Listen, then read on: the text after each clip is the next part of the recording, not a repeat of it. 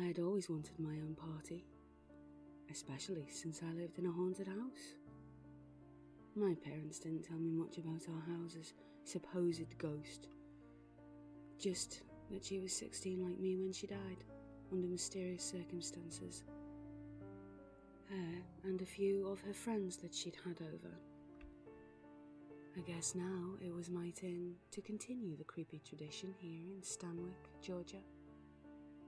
Here, we were on a Friday night in February, and I had our 2-story brick house on Loblolly Lane all to ourselves.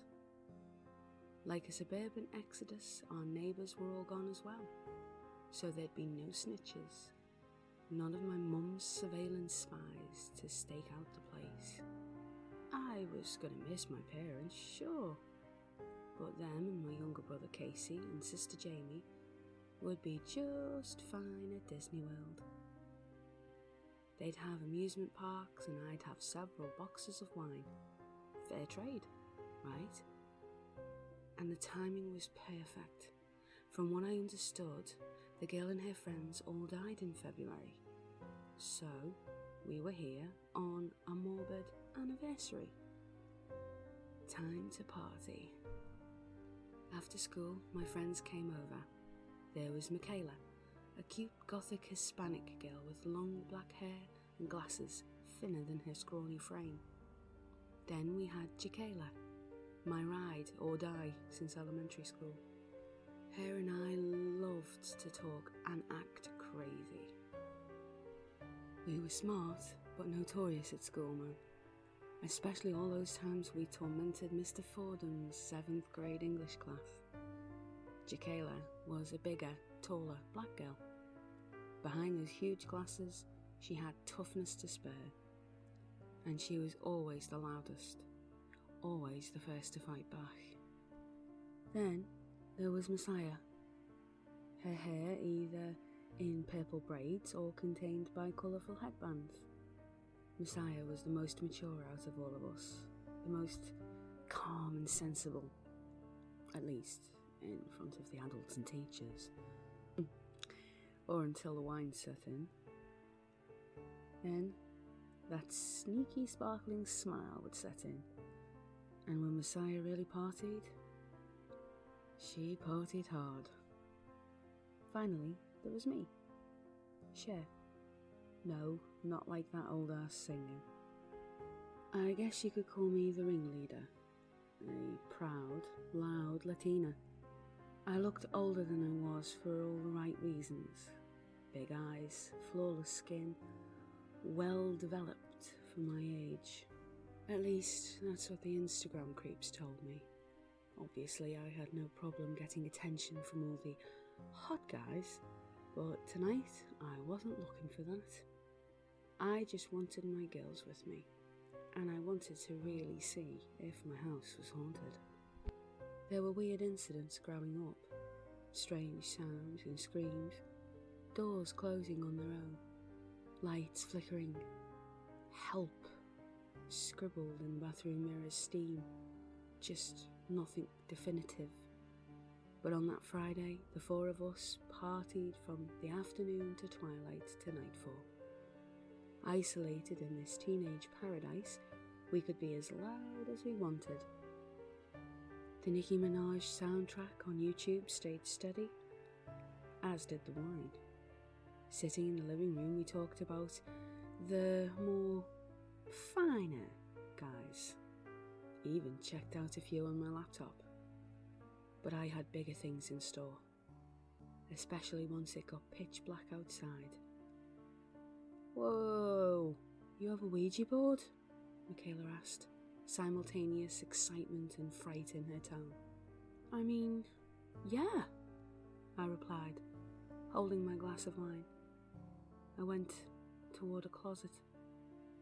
They say it's what that girl was using when they all died and stuff.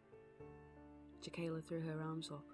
Then why the hell are we doing it? Sitting next to her, Michaela gave Jaquela a sly smile. What? You don't want to? Hell no! I placed the Ouija board on our long coffee table, knocked off all my mum's People magazines onto the floor. "Nah, we gotta do this, y'all," I insisted. "We gotta do it tonight." Always the prepared paranormal enthusiast, I laid out that Hasbro board with ease, grabbed Mum's Yankee candles off a nearby counter, and the other girls stepped closer. Their hesitancy no match against teenage curiosity. Like a cult ceremony, the four of us now knelt by the table. The candles were all lit. Dad's FSU posters and Mum's colourful tapestries surrounded us, as did Nikki's music videos. "You don't think nothing bad's gonna happen, do you?" Messiah asked behind a sly smirk. She took another sip.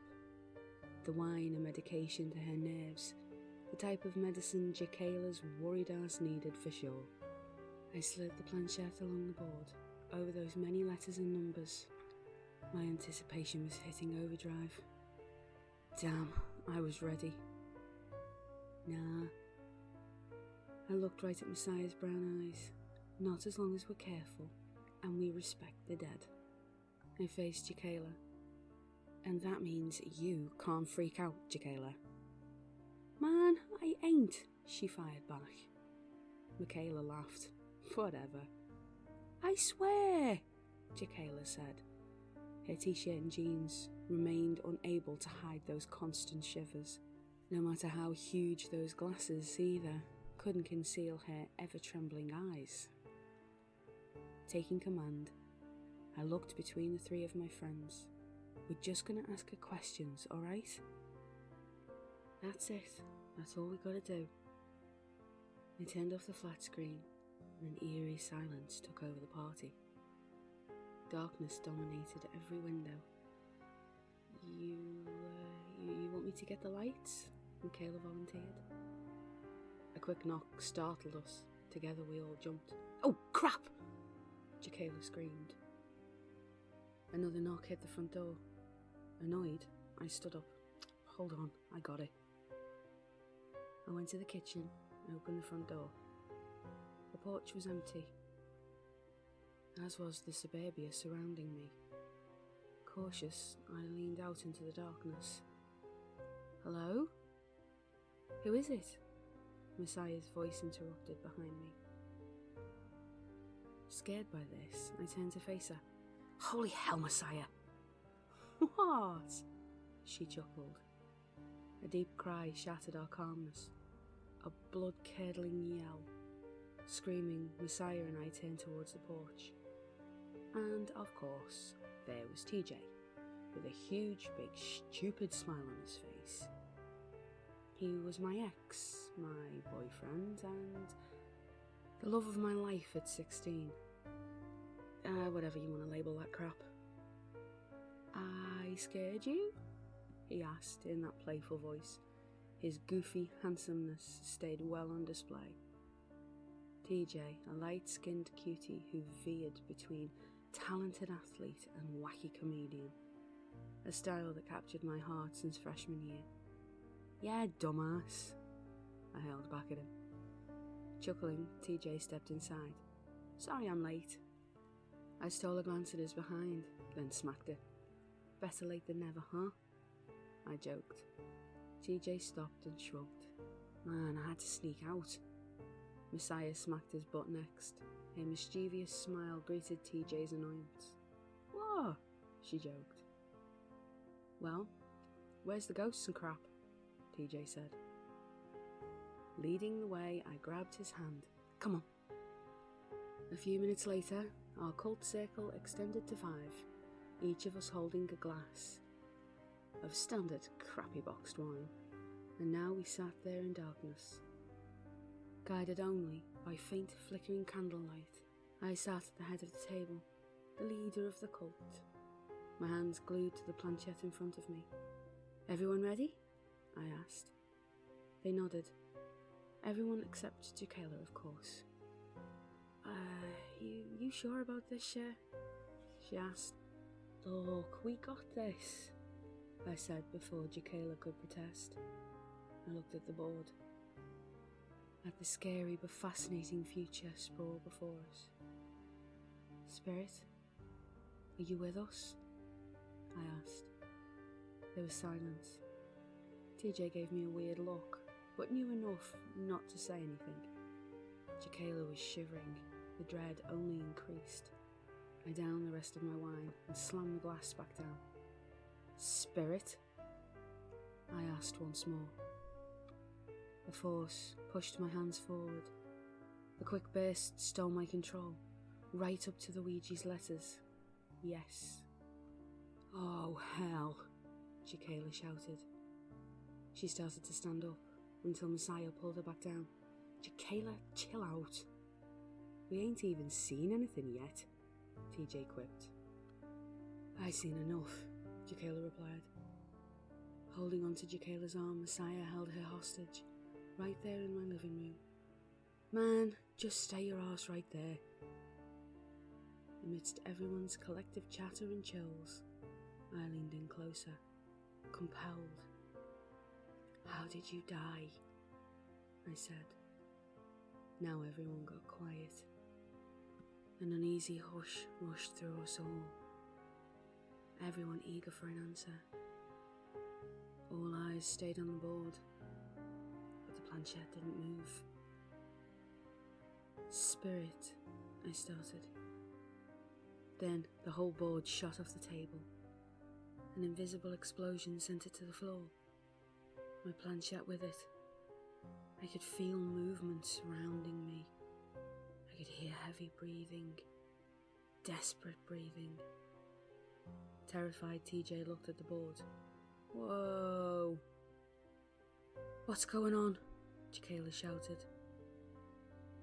Then, right before us, letters were carved onto the table.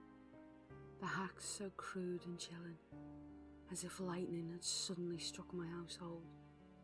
Michaela fell back. "Oh, hell no." The frenetic slices stopped. On the table, like the ghost's message, and the single word scared us into silence. "Seance."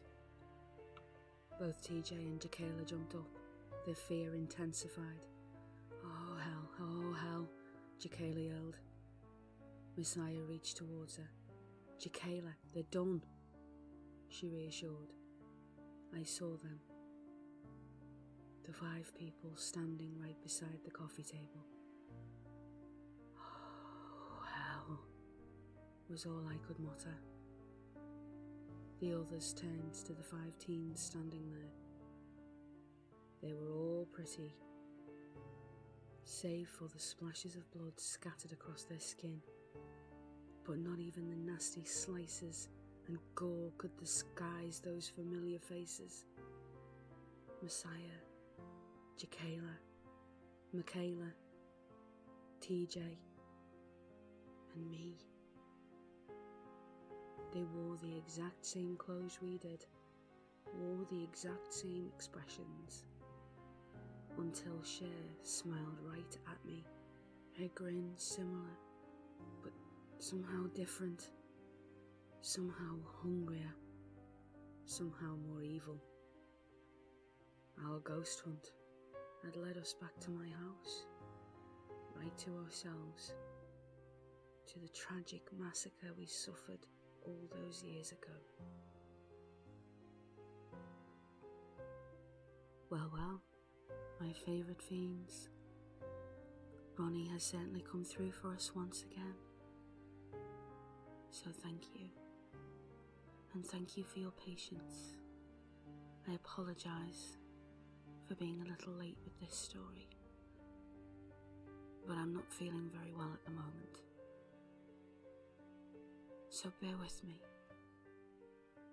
And please, do take care now, won't you?